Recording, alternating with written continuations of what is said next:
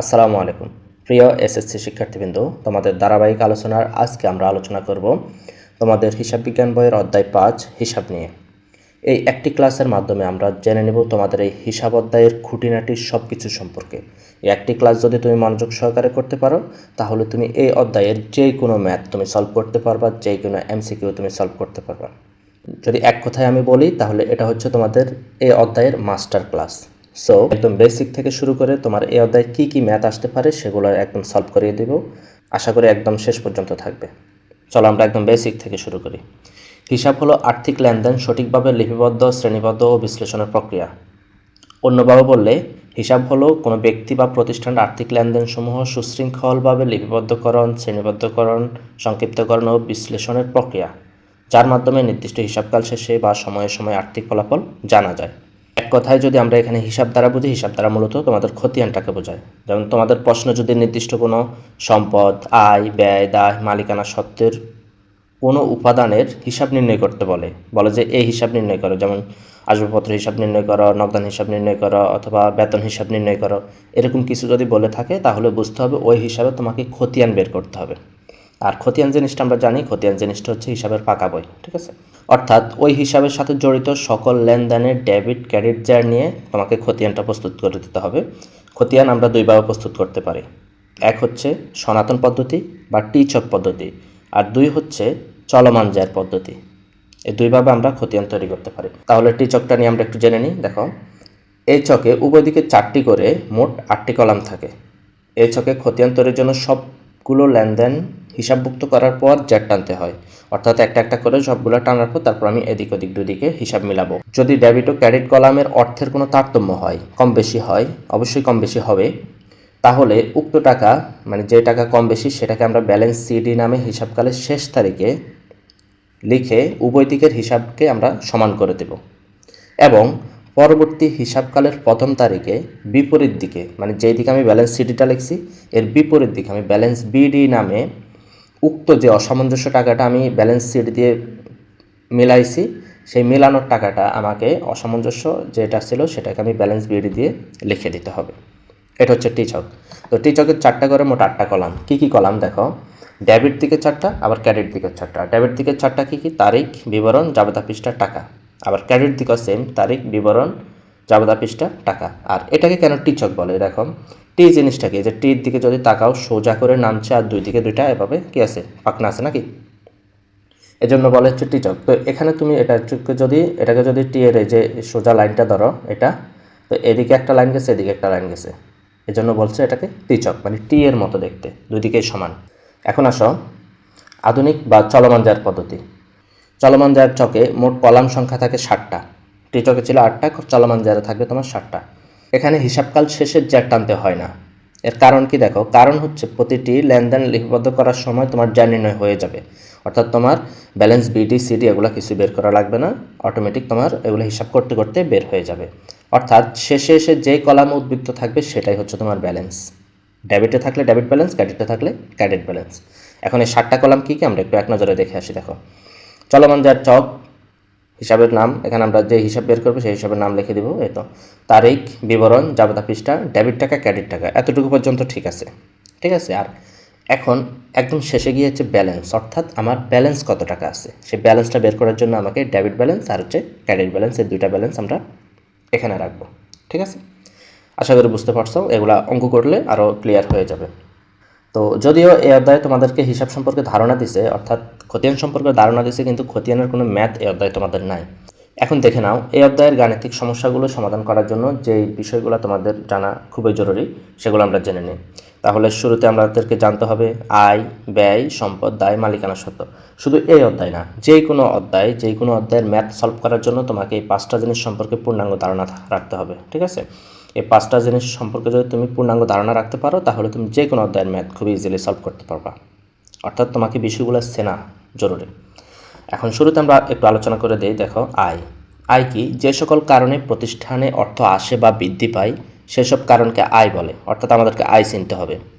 তো আয় কীভাবে চিনবা? যেসব কারণে প্রতিষ্ঠানে অর্থ আসে বা বৃদ্ধি পায় সেসব কারণকে আয় বলে। তবে এখানে আরেকটা জিনিস মনে রাখবা, সেটা হচ্ছে মুনাফা জাতীয়, অর্থাৎ 1 বছরের জন্য যেই সকল অর্থাৎ 1 বছরের জন্য যে সকল জিনিস তোমাকে সুবিধা দিবে, যেমন বিক্রয়, সেবা আয়, প্রাপ্ত সুদ, কমিশন ইত্যাদি। এখন আসো ব্যয়। ব্যয় হচ্ছে যে সকল কারণে প্রতিষ্ঠান থেকে অর্থ চলে যায় বা কমে যায় সেই সব কারণকে ব্যয় বলে। দেখো কি কি কারণে প্রতিষ্ঠান থেকে টাকা চলে যেতে পারে? ক্রয় করলে টাকা চলে যায়, বেতন দিলে টাকা চলে যায়, ভাড়া দিলে টাকা চলে যায়, অবচয় হলে টাকা কমে যায়। এই তো এখানে এই দুটা আয় এবং ব্যয়ের ক্ষেত্রে মনে রাখবা যে এই দুইটা হচ্ছে স্বল্প মেয়াদি, অর্থাৎ তোমার এক হিসাবকালের ভিতরে শেষ হয়ে যাবে এদের উপযোগিতা। ঠিক আছে, অর্থাৎ নিয়মিত লেনদেনগুলোকে তোমরা আয় এবং ব্যয় হিসাবে চিহ্নিত করবা। তারপরে দেখো সম্পদ কি? ভবিষ্যতে সুবিধা পাওয়া যাবে এমন সব কিছুকে সম্পদ বলে। অর্থাৎ তুমি ভবিষ্যতে সুবিধা পাবে যে জিনিসগুলো থেকে, সেগুলো হচ্ছে তোমার সম্পদ। যেমন আসবাবপত্র কিনছো, এটা তোমাকে ভবিষ্যতে সুবিধা দিবে। দানাদারের কাছ থেকে তুমি টাকা ভবিষ্যতে পাবে, সে তোমাকে সুবিধা দেবে। তো যন্ত্রপাতি, তাও তুমি ভবিষ্যতে কী পাবে? সুবিধা পাবে। অগ্রিম খরচ করে ফেলছো, তাহলে অগ্রিম খরচ মানে কি? আমি কোনো একটা সুবিধার বিনিময়ে তো টাকা মানুষকে দিব, আমি টাকা দিচ্ছি, সে আমাকে ভবিষ্যতে আমার কাজটা করে দেব, এই তো। তাহলে ইত্যাদি, এগুলো হচ্ছে সম্পদ। এখন দায় কি? দায় হচ্ছে এর বিপরীত। দেখো, ভবিষ্যতে সুবিধা প্রদান করতে হবে এমন সব কিছুকে দায় বলে। অর্থাৎ সম্পদের বেলায় হচ্ছে তুমি সুবিধা পাবে, মানে তোমার প্রতিষ্ঠানটা সুবিধা পাবে, আর দায়ের বেলায় হচ্ছে তোমার প্রতিষ্ঠানটা অন্য কাউকে কি দিবে? সুবিধা দিবে। যেমন পাওনাদার মানে কি? আমি কারো কাছ থেকে ক্রয় করছি বা টাকা নিছি, তাকে আমি টাকাটা আবার দিতে হবে। ঠিক আছে, সেক্ষেত্রে হচ্ছে সে আমার পাওনাদার। অগ্রিম আয় মানে হচ্ছে আমি তার কাছ থেকে টাকা নিয়ে আনিছি, কিন্তু তাকে আমি কি দিই নাই? এমন সেবা দিই নাই, যে কাজের জন্য টাকা নিছে কাজটা করে দিই নাই, তাহলে তাকে আমি ভবিষ্যতে কাজটা করে দিতে হবে। ব্যাংক থেকে আমি ঋণ নিছি, তাহলে ভবিষ্যতে আমাকে ব্যাংকে কী করতে হবে? পেমেন্ট করতে হবে। জাতীয় যত ধরনের সুবিধা তোমাকে প্রদান করতে হবে, তাহলে ধরে নিতে হবে সেগুলো হচ্ছে তোমার প্রতিষ্ঠানের জন্য দায়। এখন আসো মালিকানা সত্ত্ব জিনিসটা কি? ব্যবসায়ী মালিকের দায়িত্ব এবং অধিকার সমূহকে মালিকানা সত্ত্ব বলে। অর্থাৎ ব্যবসা প্রতিষ্ঠানে মালিকের দায়িত্ব আছে। তো দায়িত্ব কি? সে দায়িত্ব হচ্ছে প্রতিষ্ঠানকে মূলধন দিয়ে ব্যবসাটাকে রান করবে। আবার অধিকার আছে, সে যে মূলধন ইনভেস্ট করছে, বিনিয়োগ করছে না প্রতিষ্ঠানে, তো সে বিনিময়ে সে কী নেবে? সে মুনাফা নেবে, মানে লভ্যাংশ নেবে আর কি। তারপরে তোমার নেবে, যেমন উত্তোলন করে টাকা নেবে, সে তার মতো করে নেবে। তাহলে একটা হচ্ছে দায়িত্ব মানে হচ্ছে মূলধন দেওয়া, আর অধিকার মানে হচ্ছে যেগুলো নেওয়া। ঠিক আছে, যেমন মূলধন, নেট মুনাফা, নেট ক্ষতি, উত্তোলন ইত্যাদি, এই জিনিসগুলো হচ্ছে তোমার কি? মালিকানা সত্ত্বের উপাদান। এর পাশাপাশি আমাদেরকে জানতে হবে হিসাব সমীকরণ সম্পর্কে। তাহলে হিসাব সমীকরণ কি? একটা নির্দিষ্ট হিসাবকাল শেষে প্রতিষ্ঠানের মোট সম্পদের পরিমাণ মালিকানা সত্ত্ব ও মোট বহির্দায়ের যোগফলের সমান হবে। অর্থাৎ একদিকে যদি আমি সম্পদ ধরি, আরেকদিকে হচ্ছে তোমার কি? মালিকানা সত্ত্ব আর হচ্ছে দায়, এই দুইটা মিলাইয়া হচ্ছে যোগফল সমান হবে, ইকুয়াল সাইন। তো ইকুয়ালের এক পাশে হবে সম্পদ, আরেক পাশে হবে দায় আর মালিকানা সত্ত্ব। এই সমতা যে সমীকরণের মাধ্যমে প্রমাণ করা হয় তাকে বলা হয় হিসাব সমীকরণ। আর মূল হিসাব সমীকরণটা আমরা একটু দেখি। দেখো, সম্পদ ইকুয়াল দায় প্লাস মালিকানা সত্ত্ব। অর্থাৎ সম্পদকে আমরা যদি এ হিসাবে ধরি, দায়কে এল হিসাবে এবং মালিকানা সত্ত্বকে ওই হিসাবে। এ মানে হচ্ছে অ্যাসেট মানে সম্পদসমূহ, এল মানে লাইবিলিটিস মানে দায়সমূহ, ওই মানে হচ্ছে ওনার সিকিউরিটি। তাহলে তোমার হিসাব সমীকরণটা কি? এ ইকুয়াল এল প্লাস ওই। এখন আমরা এই হিসাব সমীকরণটাকে যদি একটু বর্ধিত করি, মানে হচ্ছে আর একটু বাড়াই, তাহলে আরও কিছু এলিমেন্ট অর্থাৎ উপাদান বেরিয়ে আসবে। তাহলে কি কি উপাদান এটার ভিতরে এখনও আছে? দেখো, এ মানে সম্পদ, তো সম্পদ এ দ্বারা সম্পদ, যত ধরনের সম্পদ আছে সব সম্পদকে বোঝাবে।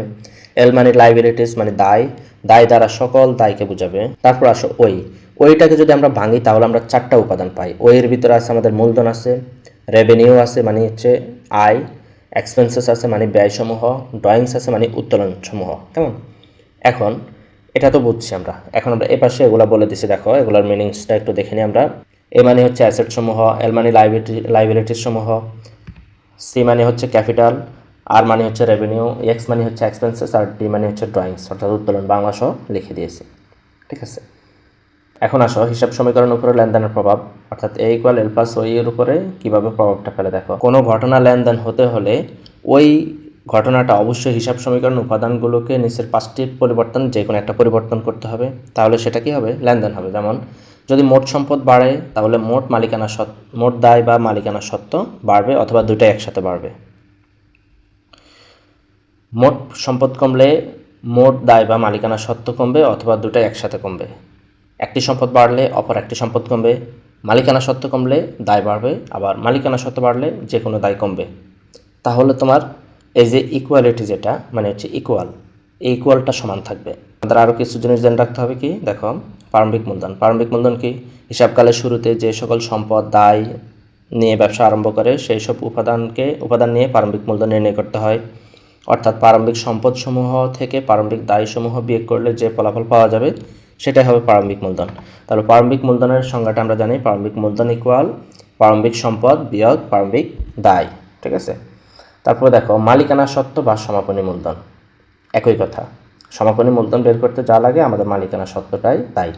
তাহলে দেখো প্রারম্ভিক মূলধনের সাথে অতিরিক্ত মূলধন, মানে প্রারম্ভিক যে মূলধনটা আমরা পাবো সেই মূলধনটার সাথে অতিরিক্ত মূলধন আসলে সেটা যোগ করব, প্রতিষ্ঠানের আয়সমূহ যোগ করব এবং তা থেকে প্রতিষ্ঠানের ব্যয়সমূহ বিয়োগ করে দেব। এবং যদি মালিক কোনো প্রকার উত্তোলন করে তাহলে সেই উত্তোলনটাও আমাদের সেখান থেকে বিয়োগ করে দেবে। বিয়োগ করলে আমাদের কী বের হবে, মালিকানা সত্ত্ব বা সমাপনী মূলধন বেরিয়ে যাবে। তাহলে সূত্রটা যদি আমরা দেখে নিই, দেখো সমাপনী মূলধন ইকুয়াল প্রারম্ভিক মূলধন প্লাস অতিরিক্ত মূলধন, এটার সাথে নেট মুনাফা যোগ হবে, নেট ক্ষতি হলে বিয়োগ হবে এবং উত্তোলন থাকলে বিয়োগ হবে। ঠিক আছে, তারপর দেখো মূলধনের পরিমাণ, মোট মূলধন বা নেট মূলধন অথবা প্রকৃত মূলধন, যেই কোনো মূলধন বললেই তোমাদের কি প্রারম্ভিক মূলধন যোগ অতিরিক্ত মূলধন প্লাস মালিকের টাকায় যদি কোনো সম্পত্তি কিনে প্রতিষ্ঠানে, এক কথা হচ্ছে মালিকের কোনো টাকা দিয়ে যদি প্রতিষ্ঠান কোনো জিনিস কিনে থাকে, ঠিক আছে, অথবা মালিকের টাকায় কোনো ধরনের পরিশোধ করে থাকে, খরচ পরিশোধ করে থাকে, এটা যোগ হবে এবং উত্তোলন করলে সেটা বিয়োগ হয়ে যাবে। আয়কর প্রদান করলে সেটা বিয়োগ হয়ে যাবে। কেন, আয়করটা হচ্ছে মালিকের, আয়কর কিন্তু প্রতিষ্ঠান না। এবং জীবন বীমা প্রিমিয়াম প্রদান করলে সেটাও বিয়োগ হয়ে যাবে। তাহলে জীবন বীমা প্রিমিয়ামটা কি, মালিকের।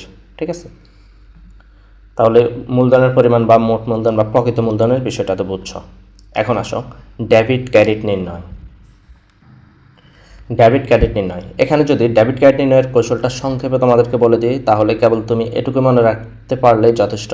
যেমন সম্পদ ও ব্যয় যদি বৃদ্ধি পায় তাহলে ডেবিট, সম্পদ এবং ব্যয় যদি বৃদ্ধি পায় তাহলে ডেবিট, আবার সম্পদ এবং ব্যয় যদি হ্রাস পায় তাহলে ক্রেডিট। একদম ক্লিয়ার। এবার আসো আয় দায় এবং মালিকানা সত্ত্ব যদি বৃদ্ধি পায় তাহলে ক্রেডিট, আবার যদি হ্রাস পায় সেক্ষেত্রে কী হবে, ডেবিট। এখন তোমাকে চিনতে হবে কোনটা আয়, কোনটা ব্যয়, কোনটা সম্পদ, কোনটা মালিকানা সত্ত্ব, এই জিনিসগুলো চিনতে হবে না, তাহলে তুমি এই জিনিসটা পাবে। তো একটু আগে আমরা শিখিয়ে দিচ্ছি, তারপরে এখানে আবার লিখে দিচ্ছি। আয় কি, যে সকল কারণে প্রতিষ্ঠানে অর্থ আসে বা বৃদ্ধি পায় সে সকল কারণকে আমরা আয় বলবো। যেসব কারণে প্রতিষ্ঠান থেকে টাকা চলে যায় সেসব কারণকে আমরা ব্যয় বলবো। আর যে সম্পদ কি, ভবিষ্যতে সুবিধা পাওয়া যাবে এমন সব কিছুকে সম্পদ বলবো, ভবিষ্যতে সুবিধা প্রদান করতে হবে এমন সব কিছুকে দায় বলবো। আর মালিকানা সত্ত্ব কি, ব্যবসায় মালিকের দায়িত্ব এবং অধিকার সমূহকে মালিকানা সত্ত্ব বলে। তাহলে এই জিনিসগুলো আমরা প্র্যাকটিক্যালি মাথায় খাটাবো, আর হচ্ছে আয় ব্যয় দায় মালিকানা সত্ত্ব এগুলো আমরা খুঁজে বের করে ফেলবো। ঠিক আছে, আসো আমাদের মনে রাখতে হবে প্রতিটি লেনদেন হিসাব সমীকরণে দুইটি বিপরীতমুখী সমপরিমাণ অর্থ দ্বারা পরিবর্তন করবে।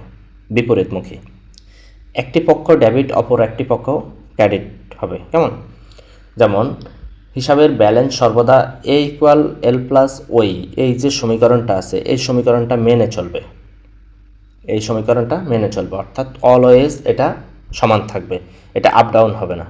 ঠিক আছে, যদি আপ ডাউন হয় আবার এটাও আপ ডাউন হয়ে কী হয়ে যাবে, লেভেল হয়ে যাবে, মানে এটা সমান থাকবে, এটা মাথায় রাখবা। অর্থাৎ প্রত্যেকটি লেনদেন সম্পূর্ণ হওয়ার পর হিসাব সমীকরণের ব্যালেন্স উভয় পার্শ্বে সমান হবে।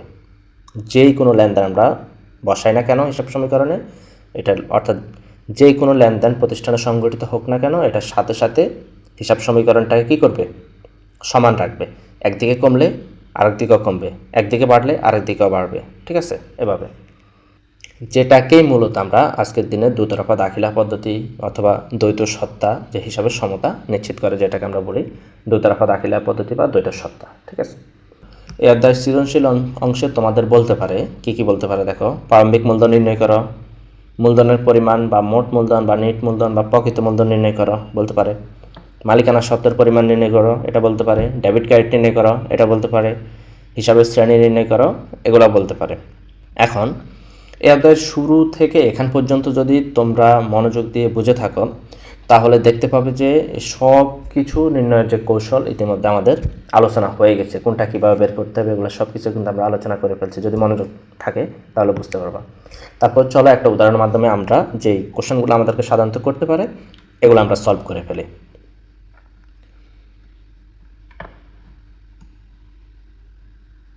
উদাহরণটা আমরা দেখিনি। দেখো, জনাব আলম 2025 সালের 1 জানুয়ারি নগদ 1 লক্ষ টাকা, 20,000 টাকার আসবাবপত্র, 75,000 টাকা মূল্যের 2টি ফটোকপি অর্থাৎ 2টা কিনছে, 75 করে 2টা মেশিন এবং 20,000 টাকা প্রদেয় হিসাব নিয়ে ব্যবসা আরম্ভ করেন।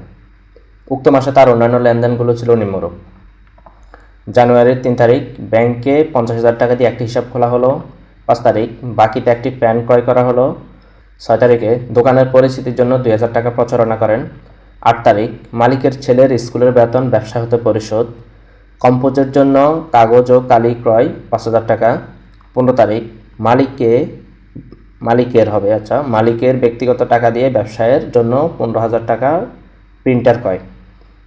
20 তারিখ বাকিতে প্রশ্ন প্রস্তুত ও কম্পোজ বাবদ আয় করেন 10,000 টাকা। কর্মচারীর বেতন পরিশোধ বাবদ 12,000 টাকা চেক প্রদান করছে। 30 তারিখ মালিকের জীবন বীমার প্রিমিয়াম প্রদান 3,000 টাকা। 31 তারিখ দোকান ভাড়া পরিশোধ 7,000 টাকা। তো এই ছিল উদ্দীপক। এখান থেকে আমাদেরকে দেখো কিছু কোশ্চেন করছে, কোশ্চেনগুলো আমরা একটু দেখি। দেখো, মোট সম্পদের পরিমাণ নির্ণয় করো, মোট দায় নির্ণয় করো, প্রারম্ভিক মূলধনের পরিমাণ নির্ণয় করো, প্রকৃত মূলধনের পরিমাণ নির্ণয় করো, হিসাবকাল শেষে মালিকানা সত্ত্বের পরিমাণ নির্ণয় করো, উপরোক্ত লেনদেনগুলো হিসাবের শ্রেণী উল্লেখ করো। যে উপরে যে লেনদেনগুলো আছে এগুলোর হিসাবের শ্রেণী উল্লেখ করতে বলছে। উপযুক্ত লেনদেনগুলোর কারণসহ ডেবিট ক্রেডিট নির্ণয় করো।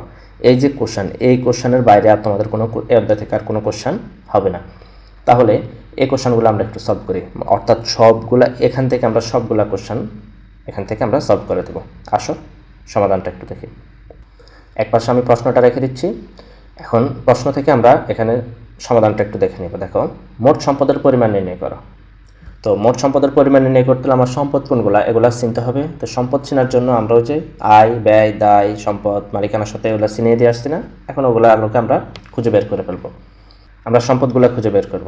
দেখো, তাহলে মোট সম্পদের পরিমাণ নির্ণয়, তারিখ, বিবরণ, টাকা দিয়ে আমরা লিখলাম। এখন আমরা সম্পদগুলো খুঁজে বের করব। দেখো, জনাব আলম 2025 সালের জানুয়ারি মাসে নগদ 1 লক্ষ টাকা, 20,000 টাকার আসবাবপত্র, এত টাকা মূল্যের ফটোকপি 2টা আর পদে হিসাব নিয়ে ব্যবসা আরম্ভ করেন। তাহলে এখানে দেখো নগদ টাকা পাইলাম আমরা, কি নগদ টাকা একটা সম্পদ, তো লিখলাম নগদ 1 লক্ষ টাকা। আসবাবপত্র 20,000 টাকা, আসবাবপত্র সম্পদ লিখলাম। তারপরে 75,000 টাকা মূল্যের 2টি ফটোকপি মেশিন। তাহলে এখানে দেখো অফিস সরঞ্জাম, ফটোকপি মেশিন জিনিসটা হচ্ছে অফিস সরঞ্জাম, তো অফিস সরঞ্জাম নামে লিখলাম 75 × 2, যেহেতু 2টা 1,50,000 টাকা। ঠিক আছে, আমরা 1 তারিখেই পেয়ে গেছি কয়টা সম্পদ, 3টা সম্পদ। তারপর দেখো 3 তারিখে ব্যাংকে 50,000 টাকা দিয়ে একটি হিসাব খোলা হলো। ব্যাংকে হিসাব খুলছে, তাহলে ব্যাংকে জমা, এটা একটা সম্পদ আমার জন্য, ব্যাংকে টাকা জমা রাখছি। দেখো ব্যাংকে টাকা জমা 50,000 টাকা। বাকিতে একটি প্যান ক্রয় 3,000 টাকা। প্যান জিনিসটা কিন্তু সম্পদ, তাহলে অফিস সরঞ্জাম নামে আমরা লিখলাম 3,000 টাকা। তারপর দেখো, দোকানের পরিচিতির জন্য এত টাকা প্রচারণা, এটা খরচ। মালিকের ছেলের স্কুলের বেতন পরিশোধ, এটাও খরচ। কম্পোজের জন্য কাগজ ও কালি ক্রয়, এটাও খরচ। মালিকের ব্যক্তিগত টাকা দিয়ে ব্যবসার জন্য এত টাকা প্রিন্টার ক্রয়। আচ্ছা, যেখান দিয়ে কিনক ব্যবসার জন্য কিনছে প্রিন্টার ক্রয়। তো প্রিন্টার জিনিসটা কি, প্রতিষ্ঠানের জন্য অফিস সরঞ্জাম মানে হচ্ছে সম্পদ। দেখো অফিস সরঞ্জাম নাম আমরা লিখলাম কি 15,000 টাকা। তারপর আসি 20 তারিখ। 20 তারিখ বলছে বাকিতে প্রশ্ন প্রস্তুত কম্পোজ বাবদ আয় করেন 10,000 টাকা। দেখো বাকিতে প্রশ্ন করছে অর্থাৎ সেবা দিচ্ছে, বাকিতে আমি ভবিষ্যতে পাবো। তো ভবিষ্যতে যেগুলো পাবো সেগুলো আমার জন্য কি সম্পদ। তাহলে এটা হচ্ছে কি ভবিষ্যতে পাবো কার থেকে, দেনাদার থেকে। তাহলে আমরা লিখতে পারি দেনাদার আরেক নাম হচ্ছে কি প্রাপ্য হিসাব, আমরা লিখলাম প্রাপ্য হিসাব 10,000 টাকা। তারপর দেখো কর্মচারীর বেতন বাবদ পরিশোধ, সেটা হচ্ছে আমাদের জন্য খরচ, এটা সম্পদ না। মালিকের জীবন বীমা প্রিমিয়াম প্রদান, সেটা উত্তোলন। দোকান ভাড়া পরিশোধ, সেটা 7,000 টাকা, এটা খরচ। এই ছিল, তাহলে আমরা আর কোনো সম্পদ পাই নাই, এই হচ্ছে আমাদের সম্পদ। তো এগুলো সবগুলো যোগ করে দিলে আমাদের 3,48,000 টাকার সম্পদ। এতো এখন খ কোশ্চেন আমাদেরকে কি বলছে, দেখো খ কোশ্চেন বলছে হচ্ছে মোট দায়ের পরিমাণ নির্ণয় করো। ঠিক আছে, এখন আমরা সেম একইভাবে দায়গুলো খুঁজে বের করব। দেখো তারিখ, বিবরণ, টাকা। তো দায়গুলো কি কি তোমরা খুঁজে বের করে ফেলতে পারবা। এখন যেহেতু সম্পদ খুঁজে কীভাবে বের করতে হয় এভাবে শিখে গেছে, এখন দায়ও খুঁজে বের করে ফেলতে পারবা। আসো একদম শুরুতে 1 তারিখে দেখো নগদ টাকা, আসবাবপত্র আর হচ্ছে অফিস সরঞ্জাম মানে হচ্ছে প্রিন্টার, যেটা মানে ফটোকপি মেশিন কয়, এগুলো তিনটাই কিন্তু সম্পদ। আর 20,000 টাকার পদে হিসাব, এটা সরাসরি বলেই দিছে 20,000 টাকার পদে হিসাব নিয়ে আসছে। তাহলে সেটা পদে হিসাব তো তোমার কি দায়। তাহলে আমরা লিখে দিচ্ছি জানুয়ারি 1 তারিখে পদে হিসাব 20,000 টাকা। তারপর দেখো আর কি কি আমাদের দায় আছে সেগুলো আমরা খুঁজে বের করি। 3 তারিখে কোনো দায় নাই। 5 তারিখ দেখি বাকিতে একটি প্যান্ট ক্রয় 3000 টাকা। আচ্ছা, বাকিতে কিনছে, তো বাকিতে যদি কোনো জিনিস আমি কিনি তাহলে ভবিষ্যতে আমার টাকাটা কি দিতে হবে, তাকে দিতে হবে। তাহলে সেই জিনিসটা আমার জন্য কি হবে, দায় হবে নাকি। তাহলে 3000 টাকা আমরা পাইছি দায়। তো দায় কি বাবদ, পদে হিসাব, মানে কি নামে লিখবো দায়কে, পদে হিসাব, বা তুমি লিখতে পারো বা দেনাদার নামেও লিখতে পারো, যাই লেখো। এখন তারপরে আসি আর কোনো দায় আছে কিনা। দোকানে পরিচিতির জন্য 2000 টাকা প্রচারণা, এগুলো তার নাই। মালিকের স্কুলের বেতন পরিশোধ, মালিকের ছেলের স্কুলের বেতন পরিশোধ, কম্পোজের জন্য কাগজ কালি ক্রয়, বাকিতে প্রশ্ন প্রস্তুত, এটা তো আয় করছে, এটা হবে সম্পদ। আচ্ছা, কর্মচারীর বেতন পরিশোধ, এখানে আর কোনো দায় নাই। জীবন বীমা প্রিমিয়াম, দোকান ভাড়া পরিশোধ। আচ্ছা, আর কোনো দায় কিন্তু আমাদের নাই। তাহলে দুইটাই পাইছি, 23,000 টাকা হয় আমাদের, আমরা যোগ করে দিলাম। ঠিক আছে। তারপরে আসো গ কোশ্চেনে কি বলছিল। গ কোশ্চেনে আমাদেরকে বলছিল প্রারম্ভিক মূলধনের পরিমাণ নির্ণয় করো। আচ্ছা, তো প্রারম্ভিক মূলধনের সূত্র আমি তোমাদেরকে ইতিমধ্যে শিখিয়ে দিয়েছি। প্রারম্ভিক মূলধনের সূত্র হচ্ছে প্রারম্ভিক সম্পদগুলা থেকে প্রারম্ভিক দায়গুলা বিয়োগ করে দেবো আমরা। তো প্রারম্ভিক কয় তারিখে হয়, প্রারম্ভিক হচ্ছে একদম শুরুতে 1 তারিখে হয়, অর্থাৎ বছরের শুরুতে, হিসাবকালের শুরুতে যেগুলো নিয়ে আসে, যে সকল সম্পদ এবং দায় নিয়ে আসে সেগুলো যোগ বিয়োগ অ্যামাউন্ট। তাহলে আমরা একটা কলাম টেনে ফেললাম, দেখো তারিখ, বিবরণ, টাকা, টাকা। এখন আমরা প্রশ্নে চলে যাই। আমাদের যেহেতু প্রারম্ভিক বের করতে হবে, তাহলে আমরা প্রারম্ভিক লেনদেনটা দেখবো, মানে শুরুর লেনদেনটা।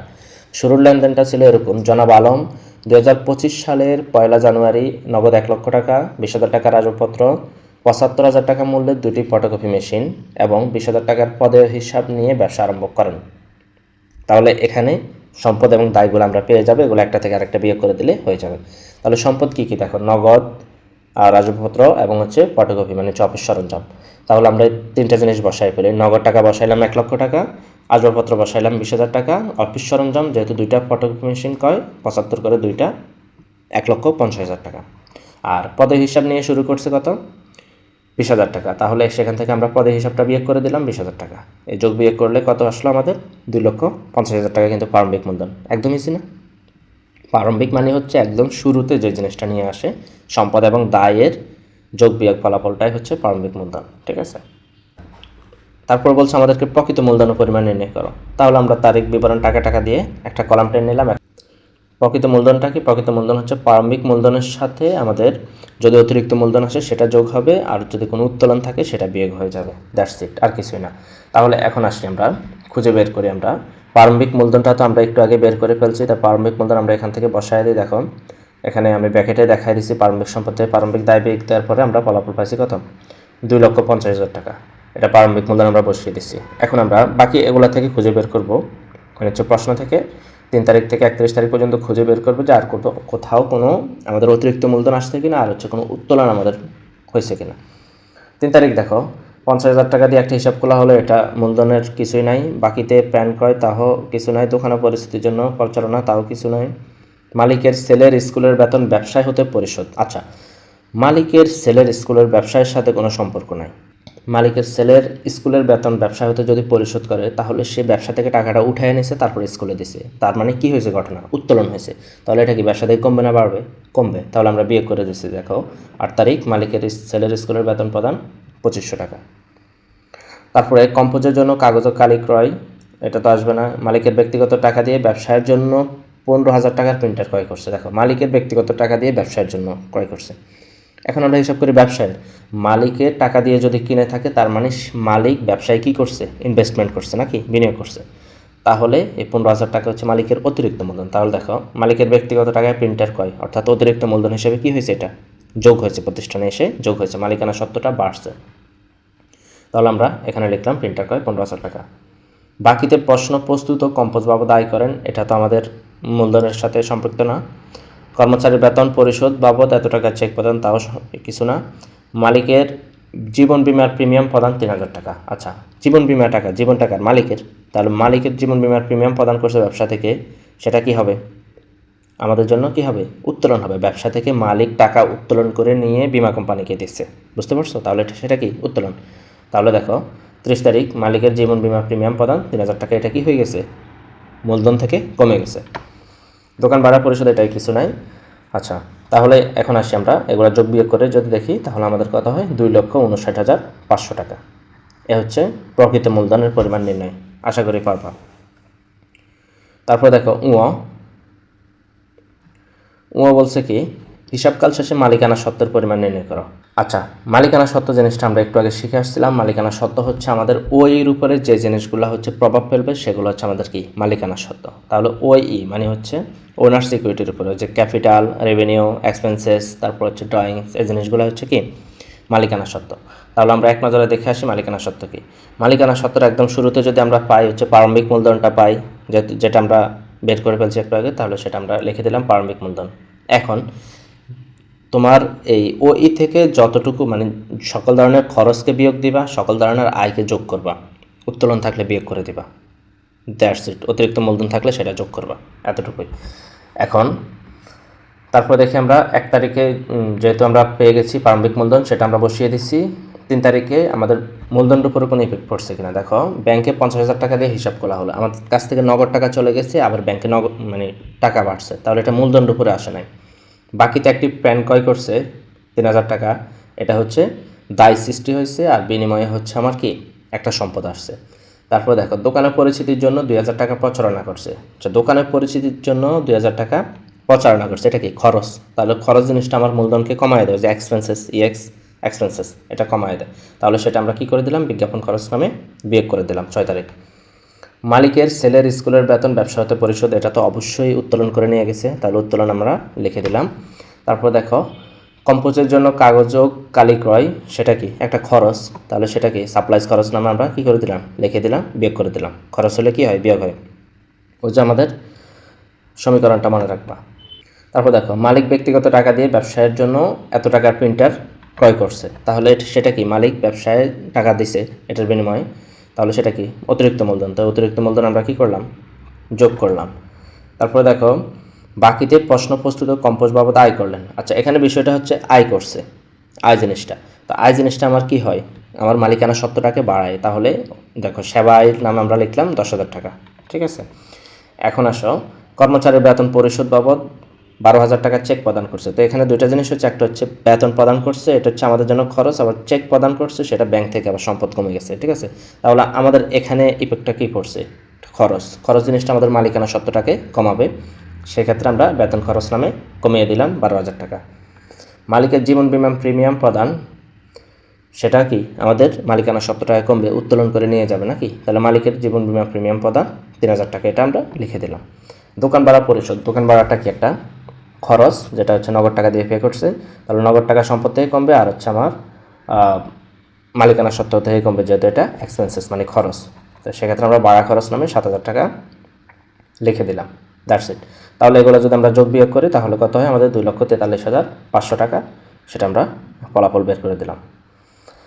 তারপরে আসছি আমরা আমাদের কোশ্চেনটা কি বলছে দেখো, উপরোক্ত লেনদেনগুলো হিসাবের শ্রেণী উল্লেখ করা, মানে হচ্ছে যে উপযুক্ত যে লেনদেনগুলো আমাদের যে প্রশ্নে পুরো যে লেনদেনগুলো আছে এগুলো হচ্ছে শ্রেণী উল্লেখ করতে বলছে।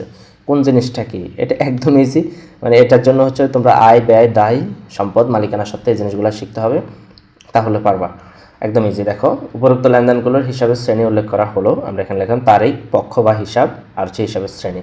একদম শুরুতে যদি আমরা আসি, দেখো জনাব আলম 2025 সালের 1 জানুয়ারি নগদ 1 লক্ষ টাকা, 20,000 টাকা রাজপত্র, 75,000 টাকা মূল্যের 2টি ফটোকপি মেশিন এবং 20,000 টাকা পদে হিসাব নিয়ে ব্যবসা আরম্ভ করেন।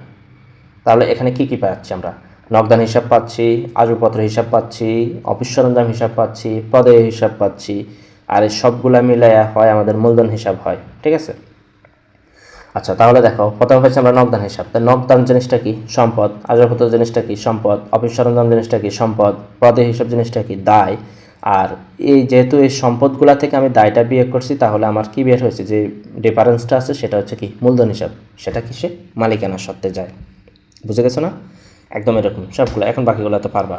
ব্যাংকে 50,000 টাকা দিয়ে একটা হিসাব খোলা হলো, তাহলে কি হয়েছে, ব্যাংকে হিসাব খুলছি আমি, কি হয়ে গেছে, আমার টাকা চলে গেছে, মানে ব্যাংকে টাকা বাড়ছে, তাহলে ব্যাংক হিসাব বাড়ছে, আর হচ্ছে নগদান হিসাব কমছে, তাহলে ব্যাংক হিসাব আর হচ্ছে নগদান হিসাব। তো ব্যাংক হিসাব সম্পদ, নগদান হিসাব সম্পদ। বাকিতে একটি প্যান ক্রয় করছি, প্যান একটা অফিস সরঞ্জাম, সেটা আমার জন্য কি সম্পদ, আর বাকিতে যেহেতু কিনছি সেটা আমার কি পদে হিসাব, তো পদে হিসাব কি দায়, বুঝতে পারো। তারপর দেখো বিজ্ঞাপন, দোকানের পরিচিতির জন্য 20,000 টাকা 2,000 টাকার প্রচারণা করেন, তাহলে বিজ্ঞাপন হিসাব আর হচ্ছে নগদান হিসাব। তাহলে বিজ্ঞাপনটা হচ্ছে আমার জন্য ব্যয়, আর নগদান হিসাবটা কী ছিল, সম্পদ, নগদ টাকা দিয়ে চলে গেছে, সেটা সম্পদ ছিল। তারপরে দেখো 8 তারিখ মালিকের ছেলের স্কুলের বেতন ব্যবসা থেকে পরিশোধ করছে, সেক্ষেত্রে কী হয়েছে, উত্তোলন করে টাকা নিয়ে গেছে। ঠিক আছে, তাহলে উত্তোলন হিসাব আর হচ্ছে নগদ টাকা নিয়েছে নগদান হিসাব। তো উত্তোলনটা ছিল মালিকানা সত্ত্বের উপাদান আর নগদান হিসাবটা ছিল সম্পদ। তারপর দেখো কম্পোজের জন্য কাগজ ও কালি ক্রয় 5,000 টাকা, সেটা সাপ্লাইজ খরচ। তো সাপ্লাইজ তো খরচ আমাদের ব্যয়, আর হচ্ছে নগদ টাকা দিয়ে কিনছে সেজন্য কি নগদান হিসাব, সেটা কি সম্পদ। 15 তারিখ দেখো মালিকের ব্যক্তিগত টাকা দিয়ে ব্যবসার জন্য 15,000 টাকার প্রিন্টার ক্রয় করছে, তাহলে মালিকের টাকা দিয়ে কিনছে। তো মালিকের টাকা ছিল মূলধন আর হচ্ছে কিনছে জিনিসটা অফিস সরঞ্জাম, মানে হচ্ছে সম্পদ। তাহলে অফিস সরঞ্জাম জিনিসটা সম্পদ, মূলধন জিনিসটা হচ্ছে মালিকানা সত্ত্বের উপাদান। কেমন? জানুয়ারির 20 তারিখ দেখো বাকিতে প্রশ্ন প্রস্তুত ও কম্পোজ বাবদ আয় করছে 10,000 টাকা। তাহলে এই জিনিসটা কি আমার বাকিতে, তাহলে বাকিতে আমি ভবিষ্যতে পাবো, তার মানে দেনাদার। তো দেনাদার জিনিসটা আমার জন্য সম্পদ। ঠিক আছে, আর বিপরীত জিনিসটা মূলত হয়েছে কি আমার আয় হয়েছে প্রতিষ্ঠানে। তো আয় জিনিসটা কি, আয় জিনিসটা তো আয়, সেবা আয় জিনিসটা হচ্ছে আয়। ঠিক আছে, তারপর দেখো কর্মচারীর বেতন পরিশোধ বাবদ 12,000 টাকার চেক প্রদান করছে।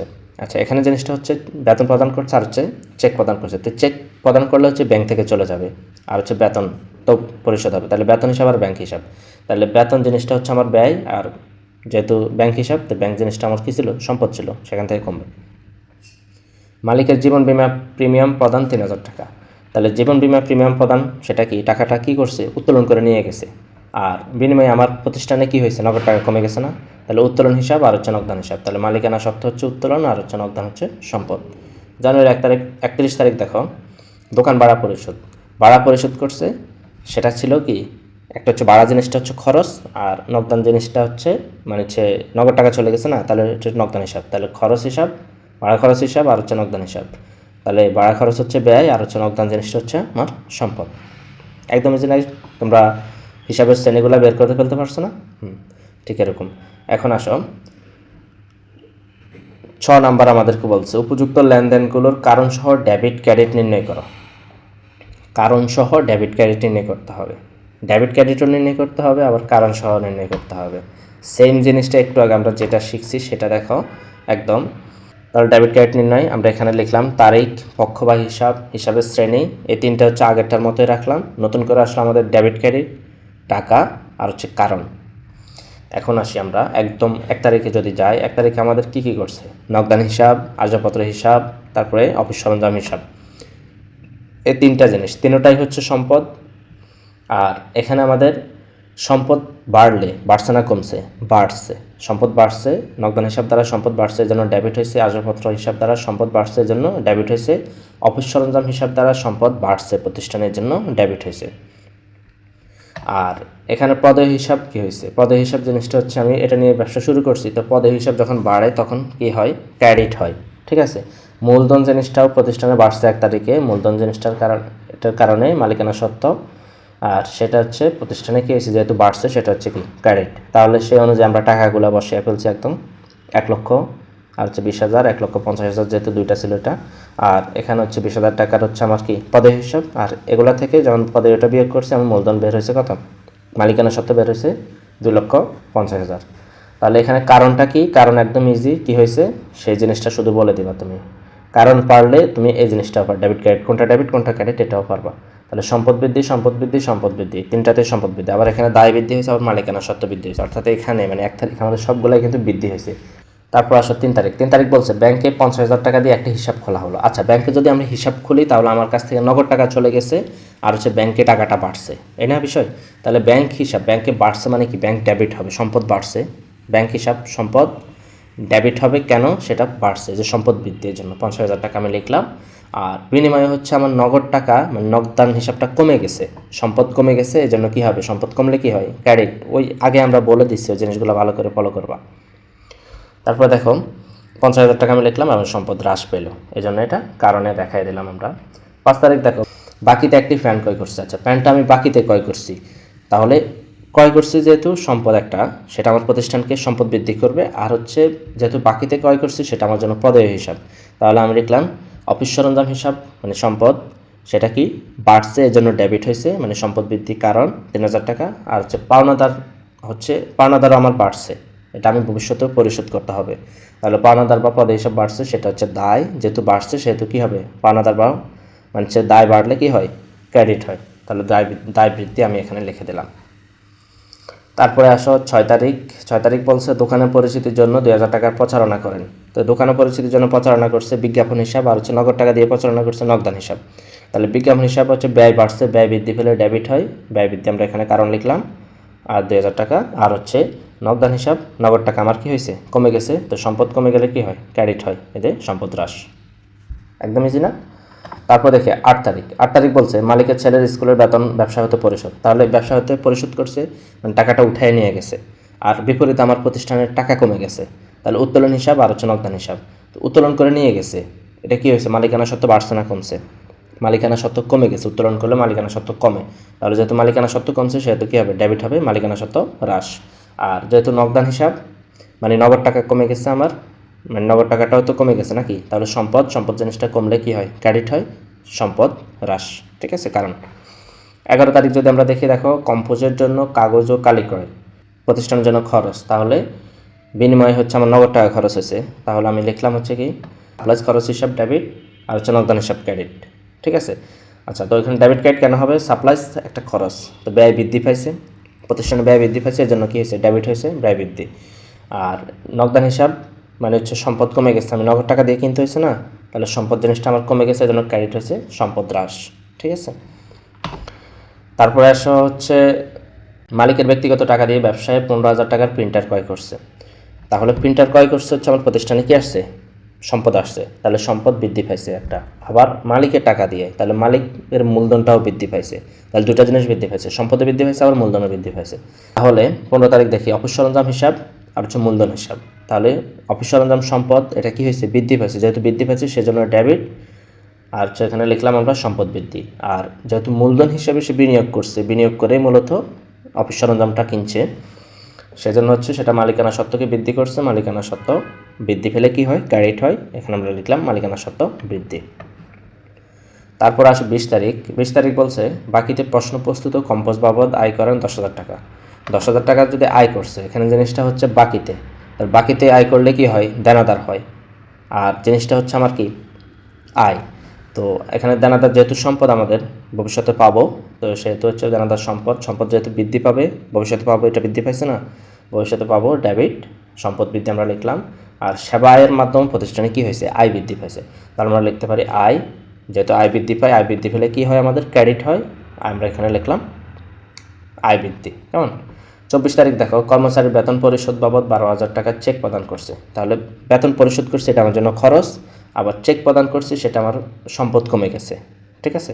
তাহলে আমরা লিখি বেতন হিসাব আর হচ্ছে ব্যাংক হিসাব, মানে ব্যাংক থেকে কমবে, বেতন হিসাব। তো বেতন জিনিসটা হচ্ছে ব্যয়, বেতন কি বৃদ্ধি পাইছে না কমছে, বৃদ্ধি পাইছে, বৃদ্ধি পাইলে কি হয়, ডেবিট হয়, মানে খরচটা বৃদ্ধি পাইছে আর কি এক কথায়। আর হচ্ছে কি, এখানে আমরা লিখলাম হচ্ছে ব্যয় বৃদ্ধি। আর এখানে হচ্ছে আমার ব্যাংক হিসাব থেকে যেহেতু টাকা কমে গেছে, তাহলে ব্যাংক হিসাব আমার একটা সম্পদ ছিল, সম্পদ যখন কমে যায় সেক্ষেত্রে কী হয়, ক্রেডিট হয়, তাহলে আমরা এখানে লিখলাম সম্পদ হ্রাস। তারপর আসো জানুয়ারির 30 তারিখ। 30 তারিখে বলছে মালিকের জীবন বীমা প্রিমিয়াম প্রদান 3,000 টাকা। তাহলে এটা কি, উত্তোলন করে নিয়ে গেছে, আর হচ্ছে আমার নগদ টাকা কমে গেছে, তাহলে আমরা লিখলাম উত্তোলন জিনিসটা হচ্ছে মালিকানা সত্ত্ব, তো মালিকানা সত্ত্ব যদি কমে যায় সেক্ষেত্রে কী হয়, ডেবিট হয়, তাহলে এখানে লিখলাম আমরা মালিকানা সত্ত্ব হ্রাস। আর নগদান হিসাবটা আমার কী হয়েছে, তাও কমছে, তাহলে সম্পদ আমার কমছে, সম্পদ যখন কমবে তখন কী হবে, ক্রেডিট হবে, তাই এখানে লিখলাম আমরা সম্পদ হ্রাস। তারপর দেখো দোকান ভাড়া পরিশোধ। দোকান ভাড়া পরিশোধ করলে কি ঘটে, আমার ভাড়াটা একটা খরচ, আমার হচ্ছে প্রতিষ্ঠানে ব্যয় বৃদ্ধি পায়। ঠিক আছে? তো যখন ব্যয় বৃদ্ধি পায় সেক্ষেত্রে আমরা লিখতে পারবো কি, ব্যয় বৃদ্ধি পেলে ডেবিট হয়, আর হচ্ছে যেহেতু আমি পরিশোধ করছি টাকা দিয়ে, নগদ টাকা, আমার সম্পদটা কী হবে, কমে যাবে। তাহলে আমি ভাড়া খরচ হিসাব লিখলাম, আর হচ্ছে নগদান হিসাব লিখলাম। ভাড়া খরচটা হচ্ছে ব্যয় প্রতিষ্ঠানের জন্য, ডেবিট, ব্যয় বৃদ্ধি, আর হচ্ছে নগদান হিসাব সম্পদ, সেটা হচ্ছে কি, ক্রেডিট, সেটা সম্পদটাকে হ্রাস করছে। তো এই ছিল আমাদের পুরা এই অধ্যায়ের A to Z। অনেক সময় লাগছে তোমাদের, সো আশা করি এই অধ্যায়ের আর কোনো কোশ্চেন তোমাদের এর বাইরে নাই, যত যা কিছু ছিল সব এখানে সলভ হয়ে গেছে। তো পুরা ক্লাসটা তোমাদের কেমন লাগছে, যদি মনোযোগ সহকারে শেষ পর্যন্ত থাকে অবশ্যই ভালো লাগার কথা। আশা করি ক্লাসটা বুঝতে পারছো। তারপরেও যদি কোথাও বুঝতে কোনো অসুবিধা হয় জাস্ট কমেন্ট করবা, ইনশাল্লাহ রিপ্লাই পেয়ে যাবা। আর ক্লাসটা তোমার যদি ভালো লেগে থাকে অবশ্যই তোমার ফ্রেন্ডের সাথে এই পুরা অধ্যায়টা শেয়ার করে দিবা। পুরা অধ্যায় আমরা এখানে একদম কমপ্লিট করে দিছি।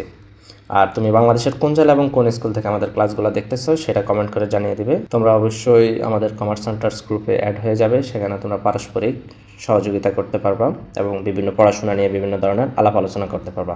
গ্রুপটা স্পেসিফিক তোমাদের জন্য খোলা হয়েছে, সো সেখানে অ্যাড হয়ে যাবে। আর ক্লাসটা তোমার ফ্রেন্ডের সাথে অবশ্যই শেয়ার করে দেবে। Keep connected. আল্লাহ হাফেজ।